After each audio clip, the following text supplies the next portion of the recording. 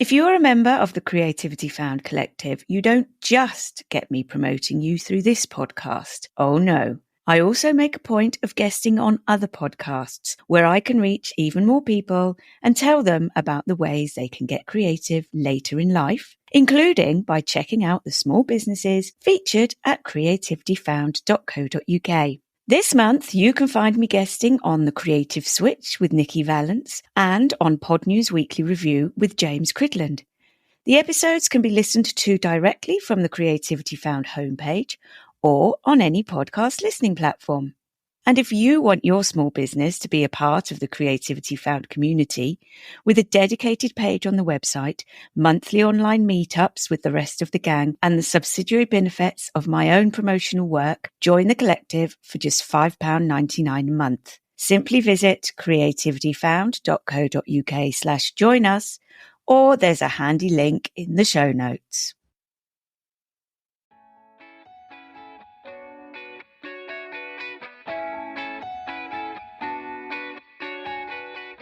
I was focused on making sure that I got the grade. Sometimes that meant that I didn't take the risks. And risk is so ingrained in creative work. It was so emotional to me that we were going to help people in like some of their worst moments. I didn't feel like I had the time or energy to pursue any of my other creative outlets, even when I wasn't working, because it was all going into this job that was slowly becoming soul-sucking. I don't know why I keep forgetting how important acting and an acting community is to me as a human. Most importantly, this whole experience brought me back to writing, which was the dream. Hi, I'm Claire, founder of Creativity Found, a community for creative learners and educators, connecting adults who want to find a creative outlet with the artists and crafters who can help them do so, with workshops, courses, online events and kits. For this podcast, I chat with people who have found or refound their creativity as adults. We'll explore their childhood experiences of the arts, discuss how they came to the artistic practices they now love, and consider the barriers they may have experienced between the two. We'll also explore what it is that people value and gain from their newfound artistic pursuits. This time, I'm speaking with Corrie Legge, whose life has variously revolved around writing, acting, biology, and teaching, and even, occasionally, all at the same time. Hi, Corrie. How are you? I'm good. How are you? I'm very well, thank you. Tell me, please, what your current creative passion is. Oh, that's such a big question because I consider myself a multi-passionate person, and especially a creative multi-passionate person. So my biggest passion has always been acting in the creative sphere. I've been acting since I was little. You know, that cliche, I've been acting since before I can remember. That's me. But I'm a knitter. I'm a writer. Writing is something that I used to do so much as a kid, and I fell away from for a little while. And I've, in the last few years, started to come back to in various capacities. So, and then on top of that, I direct, I do voiceover work. So there's a lot of creative passions going on over here. Brilliant. You've already mentioned acting, writing. It sounds like creativity was encouraged for you as a youngster. Was that the case among the family, maybe in school? Yeah, I was very fortunate in that my parents were always incredibly supportive of all of my creative whims. My mom and dad, growing up, I didn't view them as creatives themselves. My dad was an engineer. My mom is an entrepreneur. But the older I get, the more I realize that they were creative. They are creative in their own ways. Creativity doesn't just look like an artist, in the normal way that we think of artist, a painter, a sculptor, an actor, a writer. It can look like a creator literally creating new things, which is what my dad did with his engineering work, and creating new business ventures as my mom does as an entrepreneur. So I grew up watching them be role models for me in pursuing passion and pursuing creativity in whatever way creativity speaks to you. I was very lucky to be raised in a home that was very encouraging of my creative passions, not only from modeling perspective, but also in the way that they nurtured my own creativity. You know, they would drive me to auditions that were 45 minutes away. And then I would get into those shows and they'd have to drive me 45 minutes one way to go to the rehearsals every day after school. And they never complained about it. And now as an adult looking at that, it's such a gift that they gave me to give me those opportunities and not give me any resistance in return. Yeah, we often talk about this and there being encouragement being a thing, but there's actually a practicality to it as well, which means you actually have to do some work to encourage your children in their creativity. So well done to your mummy and daddy. You have told me previously about an experience that led to you completely stopping with one of the creative activities that you've loved when you were younger. Can you tell me about that time and, you know, that occurrence? Yeah. So school was interesting when it came to writing. I always loved story, writing it, reading it, acting it out, all of that, but especially writing. I have lots of examples of books I wrote as a kid where my mom would like have to translate underneath my writing what it said because it's like no one else would know what it says. But I'm like 3 years old trying to write a book. As a kindergartner, I actually wrote a children's book and brought it into my kindergarten class. And my teacher loved it so much that she kept it. So there were times in my academic life when I did feel incredibly supported in my writing. But there were also times, and unfortunately these seemed to be the ones that stuck with me more. There were times when school deterred me from being creative because of the pressure of grades. I mean, there were so many examples when I would have this creative urge to do something with a project and go a different route, think outside of the box and try something different in my writing. And I'd pull myself back from it because I knew that that wasn't what the teacher was looking for to get the A. And I am very much a on the path to recovery people pleaser. Like I was a straight A student. I literally never got a B, like in my entire academic career. And that was something I used to hang my hat on. I'm like, I am such a good student. This is my self-worth, blah, blah, blah. But when I was focused on making sure that I got the grade, sometimes that meant that I didn't take the risks. And risk is so ingrained in creative work because if you're just following the status quo, you're never gonna do something new and unique and honest. And there was there were a bunch of instances throughout my throughout my academic career where I would tweak things to make sure I was doing what the teacher wanted instead of what I wanted or whatever. But there was one moment in my high school years that really kind of broke me as a writer for a very long time. I was nominated by one of my teachers to participate in a writing competition, which was a creative fiction writing competition. And I was thrilled because I still at this point, anytime I had the opportunity to do creative writing, I would do it. Like any project where it was like an open forum, do whatever you want for this book project or this, whatever, I would find a way to make it creative writing. And so I went into this writing competition so excited to show what I had and to get feedback and to put my work out there for the first time for real. And I didn't even place. It wasn't that I didn't get first place or I didn't get second or I didn't get third. I think they gave honorable mentions to the top 10, which was the top, 25% of people. And I didn't place in that at all, which for a straight A student who was used to being at the top of all of the things, for me to not even place in something that I thought was my life calling was so painful. And I stuffed it down because I was like, this is so silly. I don't want to be viewed as like a poor sport or a poor loser. And I think what also made it worse was the two other kids from my school did place. One of them won first place, and she was a friend of mine. And then I had to get in the car with her from the award ceremony and drive 2 hours home. So that sucked.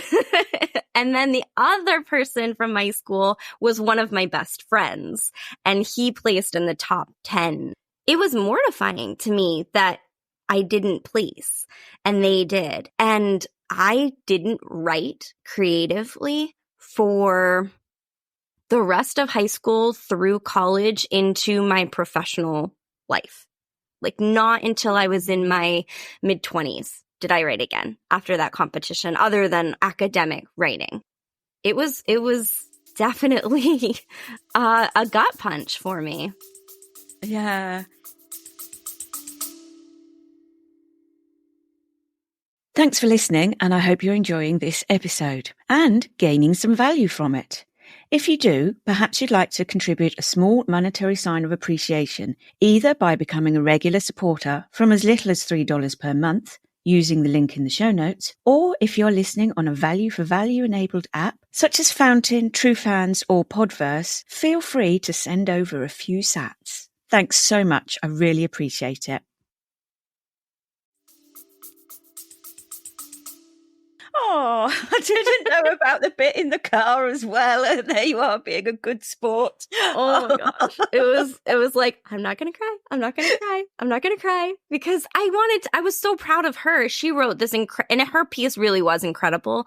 And it was very personal and very vulnerable. And she 100% deserved to win. But it was like, oh my gosh, it was so, I had to breathe through it. Let's put it that way. Yeah. Oh, good for you.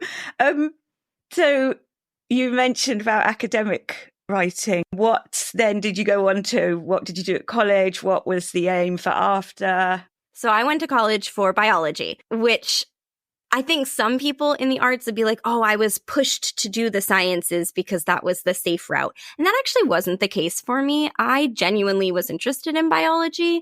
I had considered going into med school or becoming an EMT or something along the lines of the sciences. I'm genuinely fascinated by science. And I do think that there is creativity within the science field as well. I also knew that I loved acting and was considering pursuing that as a double major, but I wasn't sure where I wanted to fall with acting and whether that was something I was going to continue to pursue aggressively, or if that was going to be more of like a hobby of mine or something that I would do for fun. So I went into school as a biology major and I focused on that. So I went into school doing biology, but I knew that I didn't want to go to med school by the time I got to college, because in high school, I took a EMT certification course that was like connected to the community college near me. For those that don't know, EMT is like emergency medical technician. So it's people that are in the ambulances. And so I went, sorry if you didn't hear that, my husband just sneezed very loudly. We didn't hear it. Okay, good. It's a shame. Anyway, so I got certified as an EMT, but part of my EMT training, I had to do an ambulance ride-along. And during that ambulance ride-along, I was a mess. Like, I was crying. It's not even we went to any very dramatic or like traumatic calls, but it was so emotional to me that we were going to help people in like some of their worst moments in their life. And I think as an artist, as an actor in particular, who has to be incredibly attuned with my emotions and with the emotions of my scene partners and the character and the story, I couldn't handle the emotional component of being an EMT. I crushed all the technical stuff. Studying, I could do all of that. But getting into the ambulance and actually doing the ride along, I was like, nope, medicine's not for me. I will play one on TV. Thank you very much. I do not want to do this for real. But I still loved bio. So I was like, okay, there are other things that I can do with a biology degree. I don't totally know what they are, but I will go and learn about them at school. There's lots of things I can do. And I slowly realized that I didn't want to work in a lab because I'm too personable and I didn't want to be away from people all the time. And I didn't want to go to medicine. So I was like, okay, well, what is left with biology? There's teaching, and I did study education in school as well. So that was always on the back burner. But in college, the more that I interacted with people who were studying acting to then go into acting majors who knew that they were going to pursue acting after school, the more I was like, yeah, why not? Like, why can't I do that? Because I have all of these other tools that I can fall back on if I need to. The more I ingrained myself in the community of acting and storytelling, the more I was like, yeah, I can do this. And I think the tipping point for me really was my sophomore year. My then boyfriend was a senior. And so he graduated and he moved to LA to become an actor. And I was like, well, I mean, he's good, but like, I think I'm just as good as he is. So if he can do it, why can't I do it? And I do genuinely owe that to him because he gave me the permission to follow my passion of acting after school. You know, we don't really talk very much anymore, but I do genuinely owe that to him, that watching him do that and make that choice for his life gave me the courage to make that choice for my life after school as well. Yeah. Well, I like what you're saying, actually, because lots of people will say that their parents said to them when they wanted to be actors, well, you need something else to fall back on. But you've already prepped for that by doing that. And that's actually given you the permission to then go and try the acting because you know you've got the other stuff with a little bit of a boost from seeing this other chap doing it. Yeah. So what does it actually look like then when you leave college and then you're like, right, I'm going to go and be an actor and earn money from being an actor? Yeah.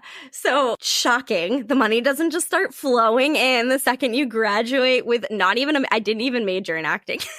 I still majored in biology. I had a minor in acting, but I moved to New York and I actually was very fortunate in that I did start to book small non-union jobs right away. But that was all I needed for myself, was to start to ingrain myself in the community, start to connect with people. I had side jobs. My education in biology actually did come back into play in several different ways to help me. As actors, we tend to have lots of side jobs. So one of my main side jobs was and still is tutoring. And I tend to tutor a lot of math and science, which, thank you, biology major, and my education degree as well. I also started working as a standardized patient, which is probably the coolest job that I've ever had. For those that don't know, being a standardized patient is when they typically hire actors and you play the patient within a medical scenario for med students or residents who are practicing not only like the physical techniques, but it's more about the communication, interpersonal relationships. And a lot of times as a standardized patient, you not only play the patient, but then you give them feedback on how their interaction made you feel and your ability to be honest and open and vulnerable and understand the communication that was going back and forth between you and the doctor. And I love that job. One, it's a brilliant exercise as an actor in listening because you have to be so in tune with your quote unquote scene partner who is not working from a script and is not an actor, is a real person. So it's a great exercise for an actor, but it also allowed acting to impact medicine and patient care down the line and help build a new generation of doctors who are not just focused on the textbook, but are focused on the human being in front of them and are attuned to cultural differences in care and resources and communication styles for neurodivergent people or, gender nonconforming people. Like, just so much that can be lost in the study of science, but that is so important to the practice of medicine. So those were my two primary sources of income. But what was really important for me was maintaining flexibility and control over my schedule, because as an actor, especially at that time when it was a little bit before the self-tape boom that the pandemic brought, it was so important to be available at the drop of a hat to show up at an audition in, 24 hours. And so those jobs allowed for that. And so I had income streams that I really enjoyed that didn't suck my creative energy and my enthusiasm. They bolstered it. And at the same time, I was able to continue to pursue acting. Yeah, that's a really good balance. I'm going back to the patient. You said earlier about playing the part of the doctor, but you played the part of the patient. Yes. You are the patient giving feedback to the doctor. Yeah. And although I did one time play a doctor, I have a picture of me in like my lab coat, or not my lab coat, my like white coat, because it was about interdepartmental communication, that case. So it's about how you communicate with like staff members. But yes, 95% of the time you're playing either the patient or sometimes like a family member of the patient. Yeah. Which is really fun. This is really important to look at the patient as a human being that has emotions and, yes. and a background and a future. And so this is all very positive and moving along. And let's get back to the writing, because you mentioned that, you completely stopped writing, but I know that's not the case now. So how did you come back to being comfortable with putting pen to paper or, words on a page, however you do it? Yeah.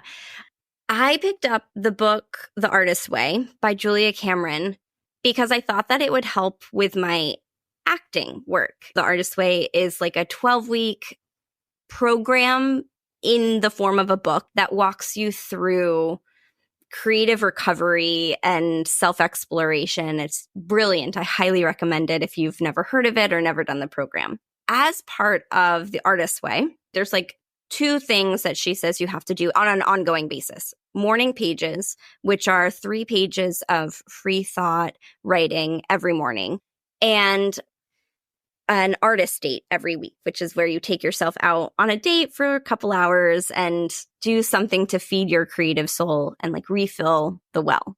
Part of the Artist's Way, there's a week called the Reading Deprivation Week. And during the Reading Deprivation Week, you're not supposed to read anything. For 1 week, do not read anything. This book was written quite a long time ago, so I extended that to television, to podcasts, to audiobooks, to radios like Spotify, to social media. I eliminated everything. The idea being, if you decrease all of the input that you're putting into your body, if you take that all away, all that noise, you can increase your output of creative work. And that might not show up immediately in the week, but that's kind of the general sense. That week, I was babysitting and I put the kids down and I sat down on the couch and I was like, okay, what do I do?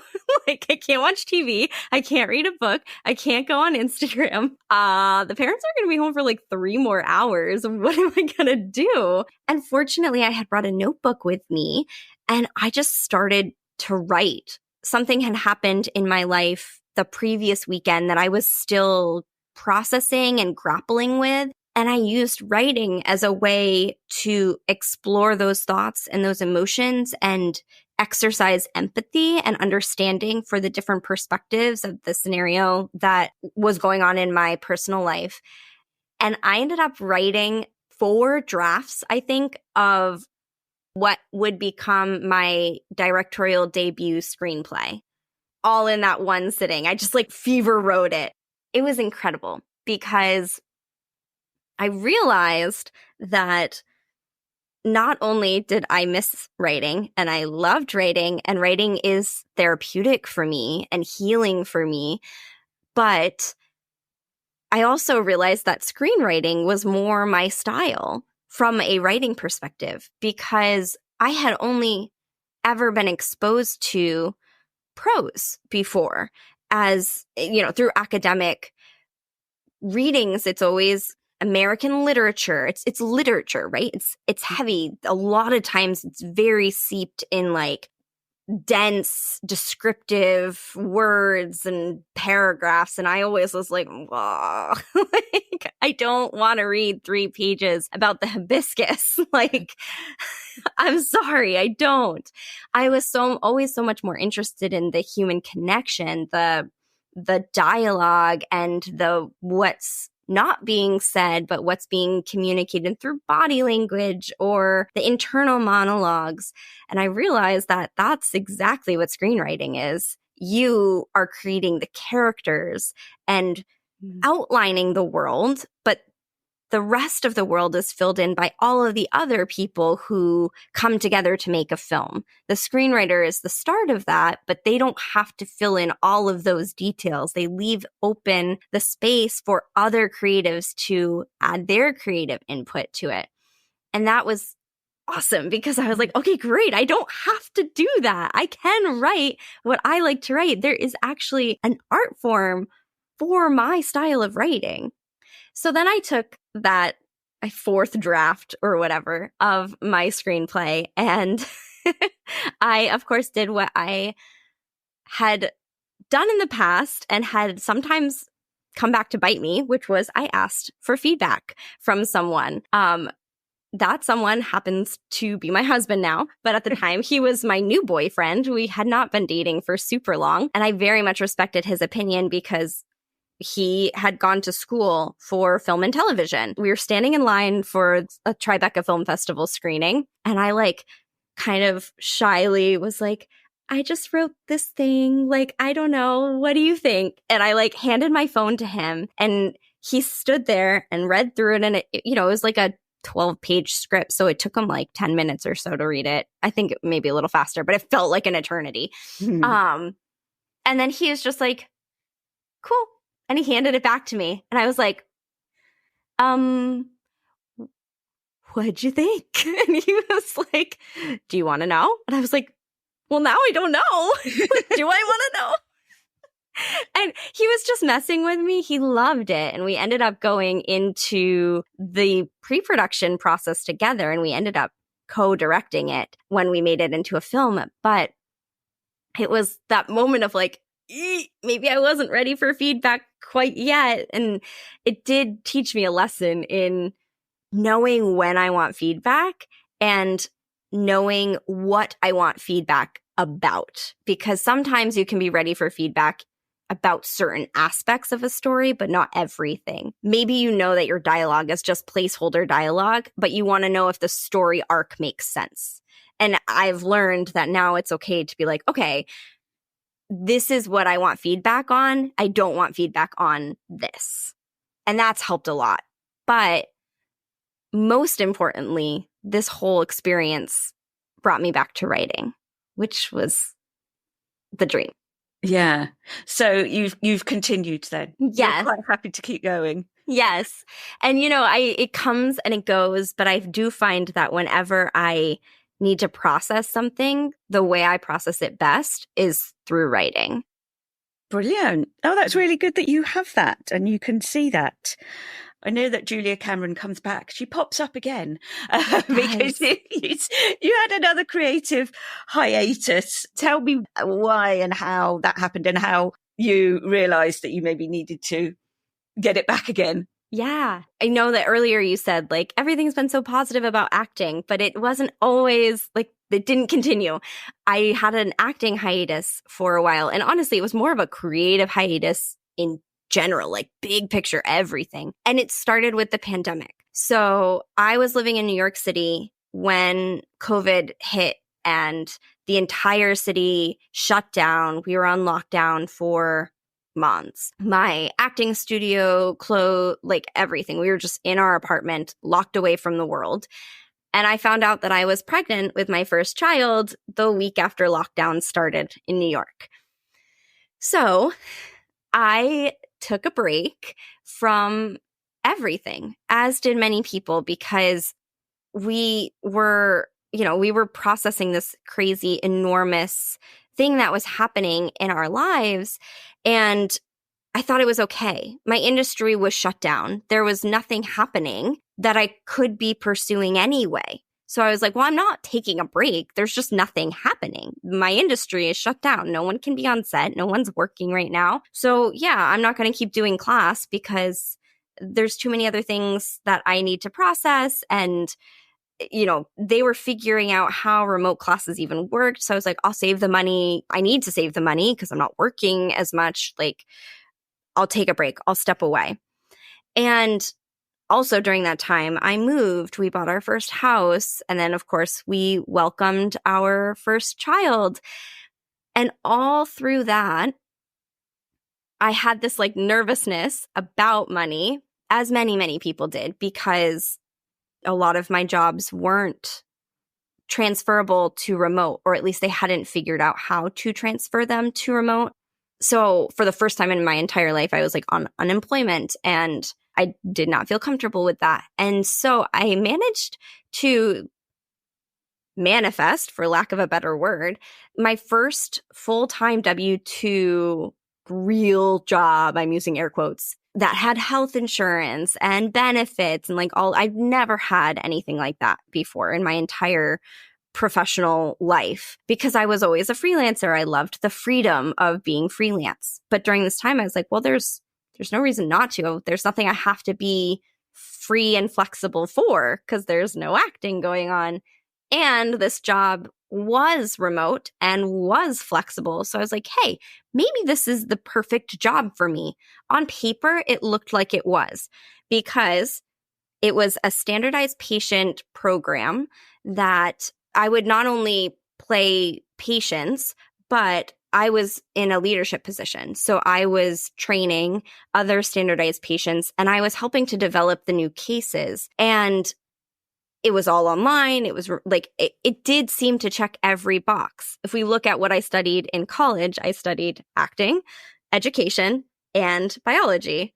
This job is like the only job in the world where I got to do all three of those things in a career. And so on paper, it looked awesome. And I couldn't believe that I didn't even apply for it. I was working with this company as just a standardized patient, and they offered it to me unprompted. They were new to the world of standardized patient stuff, and I had been working in it for so long. I kept being like, do you want me to help you with this? Or we could develop this policy, or like, let's standardize these practices a little bit more. I just kind of kept giving suggestions. And then finally they were like, hey, do you want to do this? Like, for real? We'll pay you. I was like, great, let's do it. And I was miserable. I was absolutely miserable. I thought maybe at the beginning it was a startup. So I was like, it's the stress of a startup. We're going to find our groove and then it will be great. Then I went on maternity leave, and I came back and learned that only more fires had popped up while I was gone. And there was no consistency. There was no safety in this job. But more than that, it was all consuming mentally. My creative focus was gone. I had no other creative outlet, and I didn't feel like I had the time or energy to pursue any of my other creative outlets, even when I wasn't working, because it was all going into this job that was slowly becoming soul sucking. And I realized that I was a freelancer at heart, but I really do have to attribute it to the artist way again, because I was feeling this disconnect and I didn't know why, but I knew that I had done the artist way in the past, and that had helped me reground myself as an artist, as an actor, as a writer. So when I was in the throes of new parenthood with this job that was driving me crazy, I decided to coordinate a group round of the artist way with some of my creative peers. And in week 3, the very first section is called anger. And she talks about anger being a tool, anger being like a signpost of something that isn't working in your life. Can I actually read the quote? I have it pulled up right here. Okay. Of course. She says, anger is the firestorm that signals the death of our old life. Anger is the fuel that propels us into our new one. Anger is a tool, not a master. Anger is meant to be tapped into and drawn upon. Used properly, anger is useful. When I read that quote, at the time, I was so angry in my job for so many different reasons. And I won't obviously get into all the nitty gritty, but I was so angry. And reading that, I was like, I need to quit. I need to quit my job. So I did. And it was like magic. Like the universe was telling me you did the right thing, because the week I quit my job, I brought in 4 new clients for my freelance work. I don't bring in new clients that regularly, like ever. And it was like, okay, this is my sign that this is the right direction for me. And on top of all of that, not only did I get myself out of that kind of toxic professional relationship, but I also signed back up for a new acting class and immediately felt better. I was like, I don't know why I keep forgetting how important acting and an acting community is to me as a human. It's happened a few times in my life where I've stepped away from acting and then I get absolutely miserable. And I'm like, why am I miserable? And then I go back to acting and I'm like, oh, right. And so I am very proud to say that I have finally learned that lesson, because I had my second child and I didn't take a break at all from my acting class. Like, not a break. I think I showed up 6 days postpartum to my acting class. I mean, it was in Zoom, so it was easy to do. But yeah, it really is like my soul. As much as I can, I know I need to return to these creative outlets whenever life gets hard, not fall away from them. Yeah. What a realization.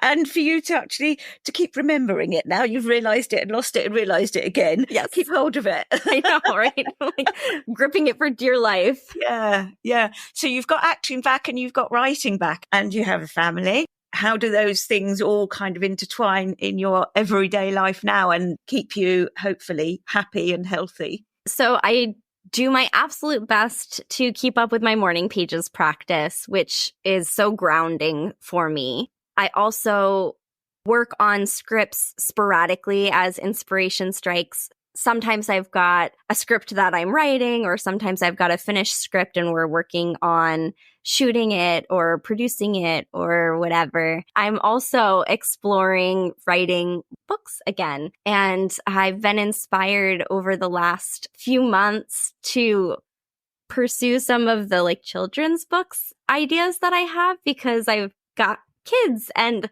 there are stories and messages that I want to communicate to them in a more of a lasting way. So that's fun. And then another one was start working on some kind of a novel, for lack of a better word. I don't know if it's going to be a memoir or fiction or what, but I am starting to dabble into other writing in addition to screenwriting. And then I have a script that I'm working on too. So just kind of leaning into following wherever my creative energy is leading me at the time. I'm also, from an acting perspective, the strike in the US just ended. So things are starting to pick back up. I've had a swarm of auditions in the last few days, which is wonderful. Ironically, none were struck projects. Like none of them are coming back because the strike is over. It just happened to align that way. But I don't know if it's an energetic shift or something that is just out there that it's like, okay, we're here to do business now. But it's all about just giving myself the opportunity to pursue those things. And my husband and I, we've built our life around being able to pursue those projects. We're both freelancers. We have a flexible schedule and a flexible childcare situation, and we are creative partners. And so that allows us to honor each other's passions, but also share our passions and be able to pursue things together. Yeah. And what a lovely example you'll be giving to your little ones as well. Thank you. That's a big part of it for me, is modeling pursuing your passion and whatever that passion may be. But I do remind myself of that all the time, that our kids are watching and we see it. My little guy, my older child, he's almost 3, and he is an artist. Like the drawings that he makes, I'm like, how did that come out of your brain? It's so cool to just watch that develop in him. Yeah. Oh, that's so lovely. So I usually ask about your aspirations for the future at this point in the show, which I think you've touched on. But is there anything else, maybe further afield, or anything you wanted to mention about thoughts going forward? I really would love to direct a feature film someday, whether or not I'm acting in it. I think having that creative control over the big picture of everything, I would love to be more in a leadership capacity for a larger project someday. Fabulous. Thank you so much, Corrie. It's been really lovely to talk to you, and it's been so very uplifting and joyful. How can people connect with you? I am on Instagram primarily at Creating with Corrie. Corrie is spelled Corrie. And my website's the same, Creating with Corrie. And if I just put it out there, if anybody is interested in doing the artist way, I run like periodic group sessions of it. It's a really hard program to do by yourself. So if that's something that you're interested in, you can email me at Corrie@corrielegge.com. Brilliant. Brilliant. And I can't think of a better person to do the artist's way with. I must admit, I started reading it and I didn't get all the way through. It's so common. It is really hard to get through, especially if you're doing it solo. Like I've done it several times, and the one time that I tried to do it on my own without doing it with other people, I only made it to like week 6, I think. Yeah. Yeah, I think you got a little bit further than me. I think I only got to 5. But I had already done it before. So I had done it before and I still didn't make it all the way through on my own. Right. Yeah, interesting. Anyway, we could talk forever. Thank you very much, Corrie. Really, really thoroughly enjoyed our chat. Thank you for having me. Thanks so much for listening to Creativity Found. I hope you enjoyed this episode and gained some value from it. If you did, perhaps you'd like to contribute a small monetary sign of appreciation, either by becoming a regular supporter from as little as $3 per month, using the link in the show notes, or if you're listening on a value for value enabled app, such as Fountain, TrueFans, or Podverse, feel free to send a few sats my way. I also occasionally promote products that I personally use, so please use the affiliate link where relevant if you are buying from those fine companies. Thanks so much. I really appreciate it.